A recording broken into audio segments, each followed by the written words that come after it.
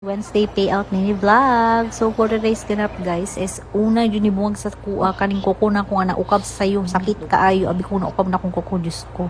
So ang fake nails na to. So for the prepare ang first sin kay nagsayok ta kay giteksan man gabi nga maka payout ta today. So nag-return ako akong rest day today instead ng Friday pa. So for the go ang first one prepare ta no kay manan lang sayang ang 5k.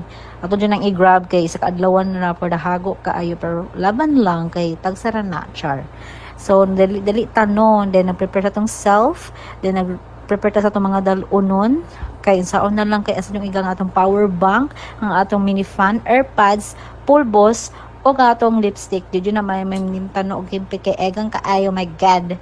So nagkalo tayo nagmask para di kay maano sa prone sa abog and muna tong OOTD for today. So padong na may ani guys dito sa Crossing Bayabas nga gym with my neighbors kay mag-payout ba daw sila. So nasabay mi and abot ng taga DSWD mo na sila mo encode and for the igon jud kaayo kay dakig tao na si Alab.